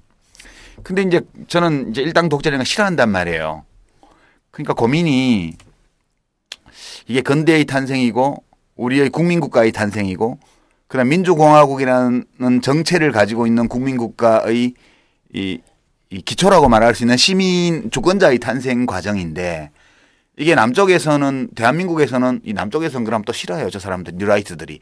대한민국에서는 이게 우여곡절 가전 시련을 겪으면서도 아직은 부족한 점이 많지만 그래도 그런 시민 계급 또는 시민 계층 집단이 형성돼 왔어요 지금까지. 근데 이북을 생각을 하면 저기 우리 반쪽인데 그러면 3.1운동에서 탄생한 근대 거기서 탄생한 주권 재민의 원리를 체현하는 어떤 시민 개인 이거 저기서는 지금 안 되잖아요. 이 모순적인 상황 속에서 이 3.1절 100주년을 그럼 어떻게 봐야 될 거냐. 이 고민이 좀 사실 좀 있어요. 이게 굉장히 중요해요. 그러니까 고등학교 때 국어 교육을 제대로 안 시킨 것 같아요. 3.1절 김일독립선언서 첫 대목은 오등은 자의 아입니다. 예. 번역하면 우리들은이에요. 예. 그 전까지 어떤 선언문이나 지시문 보면은 왕조 시대에는 여의, 내가를 시작했어요. 아니면 이제 황조 시대는 지문이라고 시작했어요. 근데 여긴 주어가 다 실종돼 버렸어요. 우리는이라고 하는 복수형 1인칭 복수형이 시작돼. 우리라고 하는 그리고 그 우리가 주권의 체현자라고 하는 주장이 나왔다는 건 이거 굉장히 이 문장 자체가 획기적이에요. 그러니까 아등이라는 게 요새 말로 하면 우리는이죠. 그러니까 우리로 시작하는 거죠. 내가 누구에게 지시하거나 내가 누구에게 가르치거나 하는 것이 아니다라는 거죠.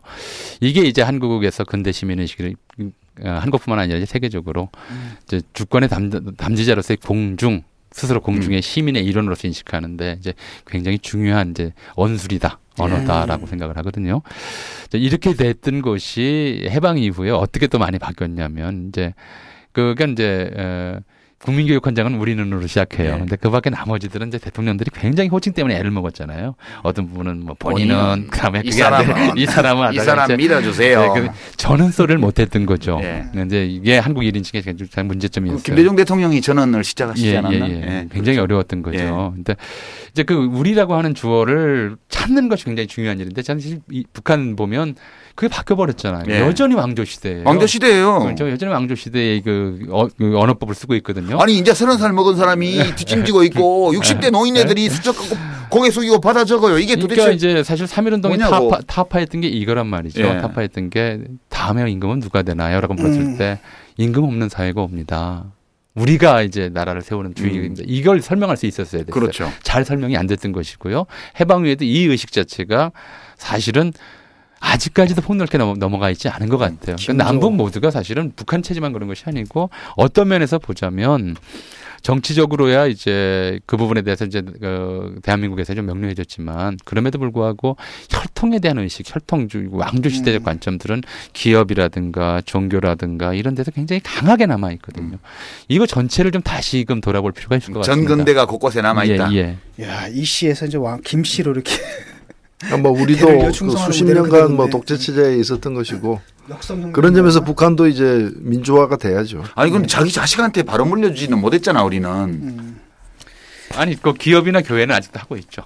어쨌든 3대 세습이 가능한 나라가 지금 우리나라 기업은 재벌이 다 이제 3세 승계 체제로 들어와 있죠. 지금 이제 삼성이 대표적이고 다른 데들도 전부 이제 3세 세습제로 들어와 있는데 제가 이제 조선시대의 왕들을 꼽아 보면 이제 우리 태정, 태세, 문단세 이렇게 시작하잖아요.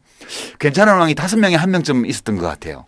확률 20% 정도로 똑똑하고 좀 괜찮은 왕가.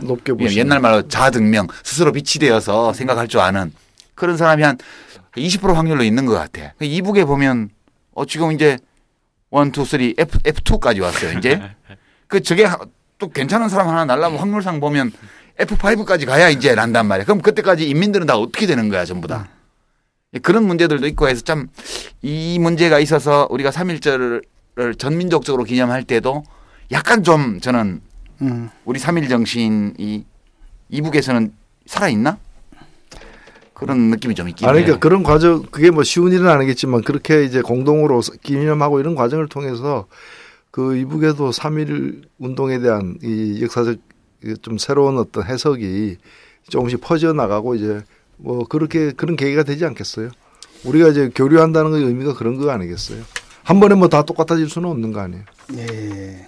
그리고 저쪽도 보면은 어느 날 갑자기 이제 민족을 강조하다 보니까 민족 강조하는 거 좋은데 어느 날 갑자기 이제 우리는 당군의 자손이다. 그러니까 당군은 실존 인물이다. 해가지고 또 묘 만들어 놓고 저라고 막 하잖아. 뭔가 자연과학이 동원돼 가지고 당군이 실존 인물이었음이 평양에서는 확인된 거 아니에요. 그쪽에서는. 그러니까 그러면서 이제 그 DNA까지 검출해 가지고. 근데 지금 그 말씀은 그 북한에서 비판받을 뿐만 아니라 한국 내에서도 대한민국 내에서도 이 단군 실질론을 주장하는 분들한테 혼날 말씀이네요. 그런 분들 많죠, 사실은요. 여기도 많습니다. 아니요, 그게 뭐 근데 DNA까지 이렇게 그 검출해 가지고 그게 이제 단군 묘라는 거예요. 그거는 우리 국내 학계에서는 인정 안 하고 있잖아요. 그런데 북에는 추적 안 된다며. 추적하려면 미토콘드리아 DNA 기법으로 당군 할아버지의 그 부인 되시는 그분 후예가 누군지는 따라갈 수 있지만 그걸 추정해내는 세계에서 최초의 방법을 북한에서 개발했다는 거잖아요. 그래서 그 방법에 의해서 그걸 검출을 해보면 이러다 보면 실존 인물이 이미 프로메테우스의 묘가 발견됐다. 헤라클레스의 불을 갖다 준 단군 DNA에서 곰의 DNA가 검출이 됐답니까? 안 됐답니까? 그것까지 이제 못 물어봤어요. 당군 신화하고 곰 신화하고 또 다른 거 아니야? 예. 그런 환인이니까 그 위에 당군 윗대니까 뭐 유전적으로 이제 내려왔을 수도 있죠. 근데 저는 그래요. 3.1 운동 맞아서 다시 남북한을 이렇게 생각을 해보면. 사실 우리가 이제 원론적으로 생각하는 것은 장기적으로 보면 이제 대중의 생각과 힘이 역사를 결정한다 그렇게 보지만 단기적으로 보면 어떤 리더가 어떤 사람이 권력을 잡았느냐가 실제로 많은 변화를 만들어내는 것도 사실이라고 저는 봐요. 그러니까 역사의 진실은 민중사관과 영웅사관 중간 어디 사실 있다고 저는 개인적으로 보는데 중국도 보면 결국 덩샤오핑이라는 인물이 지금으로부터 30년 전에 중국 대륙을 한 바퀴 돌고 나서 울면서 청조 말이나 지금이나 인민들이 사는 게 뭐가 다르냐. 그렇게 해서 전환을 설득을 하고 해서 중국의 전환이 시작된 거 아니에요? 지금 물론 중국이 뭐 다 좋은 건 아니지만 그래도 문화대혁명 할 때 비하면 지금 얼마나 좋은 사회예요. 그러니까 결국은 덩샤오핑이 약간 계몽군주, 사회주의 계몽군주 같은 역할을 했다고 저는 생각을 해요. 저쪽은 중국은 뭐 유전자 따라가는 상속은 아니지만 여하튼 공산당 안에서 북적북적해서 자기들끼리 리더를 만들어내는 거니까. 북한도 변화가 일어나려면 원론적으로 보면 인민이 걸기 위해서 변화를 만들 수도 있지만 좀 더 짧은 시간에 좀 더 효율적인 변화가 되려면 계몽군주가 나와주는 것도 괜찮단 말이에요. 저는 사실은 이렇게 보면서 김정은은 지 아버지, 지 할아버지보다 좀 스위스에 어릴 때 가서 공부도 좀 했고 그러니까 좀 낫게 하면 안 되나? 이런 생각을 좀 해보긴 해봐요. 근데 뭐 저 김정은이 뭐 실권을 가졌겠어요. 제가 볼 때는 그 일당 독재이기 때문에 그냥 마리오네트처럼 세우는 거지. 그러니까 일당 독재 아닌 우리나라도 대통령 말발에 따라서 국사편찬위원장이 왔다 갔다 하는데. 예. 근데 이제 역사적으로 보면 우리는 그 아까 계몽군주 말씀하셨으니까 한국 역사에서 계몽군주 이미지에 제일 가까운 인물 보통 정조 꼽잖아요. 예. 정조가 왕이 돼서 자기가 자기 마음대로 할 수 있기 위해서 하고 싶기 위해서 이제 먼저 시작한 것이 친위 세력을 키우는 거거든요. 그거 키우는 데만 20년 걸린단 말이에요. 그러니까 이게 마땅한 보통 일이 아니죠. 왕조 시대에 그때보다 압축될 수 있다 하더라도 지금 말씀 두 가지가 맞을 것 같아요. 그러니까 북한 사회를 빨리 이제 개조시키려면 이제 그런 리더가 나와야 되는데 문제는 그런 리더를 만들어낼 수 있는 일당 독재 구조는 당시 노론 정권 구조였으니까 그 노론 정권 사회에서 그게 금을 가게 만들려고 무슨 규장과 검소관이 이런 사람들 키워낸 거거든요. 근데 그거 몇십 년 걸리는 일이란 말이에요. 그러니까 이게 굉장히 어려운 일일 겁니다. 예. 하여튼 뭐 김정은은 그 얘기는 안 했으면 좋겠어. 솔방울로 수류탄 만들고 이런 얘기 좀 그만하고 좀 현실적으로 이렇게 해서 좀 3.1절 행사라도 100주년 같이 좀 할 수 있었으면. 그 기억도 나는데 옛날에 뭐 김일성 항일 무장 투쟁상가 뭐 이런 거 읽어보면 너무 재밌잖아요. 완전 근데 수류탄 대신 솔방울 던진다는 건 좋은 발상인 것 같아요. 그렇지. 솔방울로 수류탄을 만들면 안 되고 수류탄으로 솔방울을 만드는. 아니, 수류탄 던져야 될 때 솔방울 던지는 거. 그렇죠. 이 평화주의적인 관점이니까 참 좋은 것 같습니다. 그렇지. 예, 어쨌든 옛날에 갈 때 읽어보는데 완전히 무협지도 이런 무협지가 없더라고요. 그 역사가 아니라 뭐랄까 진짜 그 무협 소설이거든요. 아니 그 이북에서 공식적으로 나온 김일성 전기 이런 걸 보면 각주가 하나도 없어요. 레퍼런스도 하나도 없고요. 그러면 그 전기가 사실인지 아니고 어떻게 판단할 수 있어? 그 민중 전설이라 그러나 이렇게 있잖아요. 왜 영웅담처럼 이렇게 나오는 옛날에 신화적인. 그거는 구전되는 거지. 그러니까 그러니까 만들어진 구전이죠. 이제 학자들이 쓴 글이나 각주가 있지. 뭐 성경에 각주가 있어요? 용비어 청가는 언제든 나올 수 있는 그렇죠. 예, 그럼 주제에서 좀 멀어졌는데요. 아니 3.1운동 생각하다 보면 이 일로 생각이 간다니까. 너무 멀리 가셨어요 지금. 예, 마지막으로 지금 그 3.1운동을 맞는 우리 청취자들에게 3.1운동을 맞아가지고 역사학자로서 좀 바라는 게 좀 있지 않을까 하는 생각이 들어요. 보면 국민들이 역사를 바라보는 태도라든지 시각 같은 게 또 예전과 같지는 않거든요, 요즘은. 예. 2002년경이었던 것 같아요. 그러니까 대한민국이라는 국호를 다 쓰기 시작한 게. 플레임으로. 월드컵 때예요. 예, 그 전까지는 한국 쓰다가 이제 월드컵 겪으면서 정말 이제 대한민국에 대한 자부심이 대단히 고양이 되었고 이것이 한편으로는 이제 국호를 플레임으로 쓰는 문화를 만들었고요. 또 한편으로는 국기를 또 굉장히 사랑하는 문화를 만들어서 이게 굉장히 중요해요. 뭐냐면 90년대인가 2000년대 초반인가 국기도안의 상업화 문제를 가지고 총리실인가에 논의한 적이 있었어요. 그때 제가 이제 자료를 보니까 그런 쟁점이 나왔더라고요. 국기도안을 팬티나 브레이저에 쓰는 게 국기보독이냐 아니냐. 신발이나 양말에 쓰는 건. 미국 같으면 원더우먼이 바로 국기를 그렇죠. 쓰고 이제 팬티나 브레이저에 쓰고 나오는데 한국에서는 아직도 그게 굉장히 걸리적거리는 거였죠. 근데 월드컵 이걸 다 깨버렸거든요. 이제 신성성 대신 친밀함이 국기에 대한 이미지로 다가왔고요. 대한민국 국호에 대한 이제 자부심이 생겼어요. 이건 뭐 자연스러운 현상이라고 생각이 되는데 문제는 그렇게 되면서 또 정작 태극기와 대한민국이라고 하는 것들이 어떤 역사와 맥락을 가지고 있는 거냐. 그러니까 하나의 사건에 대한 이야기예요. 그러니까 비주얼 이미지로 보는 거예요. 그렇죠. 비주얼만 보지 거기에 들어 스토리를 못 보는 거죠.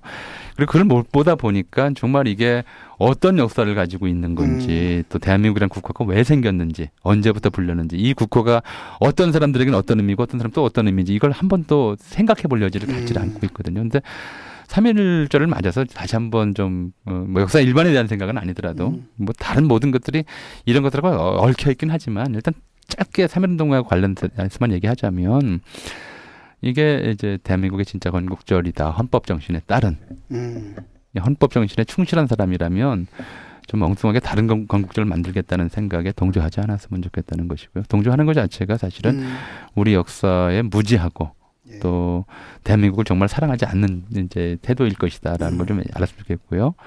또 다른 분야에 대해서도 사실은 이런 식으로 역사적 스토리를 좀 알고 나면 좀 사실 좀 더 가깝게 보이는 것들이 있어요. 근데 너무 좀 무심하신 거 아니냐 이런 생각도 좀 들고 그렇습니다.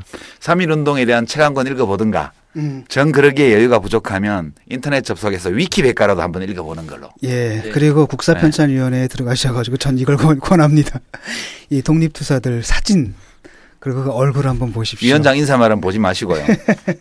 그리고 뭐 여유 있는 분들은 서울의 동쪽, 예, 우리 그림책, 전현희 선생 책을 찬찬히 읽어보시면 아주 유익한 책입니다. 보림 출판사에서 나왔습니다. 책 텍스트는 얼마 안 되지만 그림을 꼼꼼히 보세요. 사실은 역사를 그림으로 바꾼다는 것 자체가 굉장히 어려웠거든요. 그러니까 도대체 포졸 지금 경복궁, 창덕궁 또 그 덕수궁 앞에서 수문장 교대식이라고 하고 있어요. 그거 만드는 거랑은 달라요. 엉터리를 만들어도 되는데 이 아이들 보는 그림책은 그렇게 엉터리 만들면 안 되거든요. 정확히 그려줘야 되니까 도대체 어떤 옷을 입었는지 어떤 모자를 썼는지 그거 고증하는 게 정말 힘든 책이에요. 시대별 서울의 모습이 이렇게 페이지를 넘길 때마다 몇백 년씩 건너뛰면서 나오더라고요. 예, 오늘 3.1절 96전을 맞아가지고요. 역사 연구가이시죠. 전우용 박사님 모시고 3.1절의 당시 상황과 그다음 의미 그리고 앞으로 우리가 할 일까지 잘 짚어봤습니다. 오늘 말씀 감사하고요. 덕분에 정말 몰랐던 것들도 많이 알게 된 것 같고 그 96년 전의 그 상황이 우리한테 지금 아주 생생하게 다시 한번 다가온 것 같습니다. 저는 저의 철없음을 깨달았습니다. 왜 독립선언문을 국한문 혼용으로 했을까? 한글로 하면 되지. 이렇게 생각했던 저의 무지함을 선조들께 용서를 구하면서. 시차의 문제니까. 예, 전호영 박사님 감사합니다. 네, 수고하셨습니다. 고맙습니다.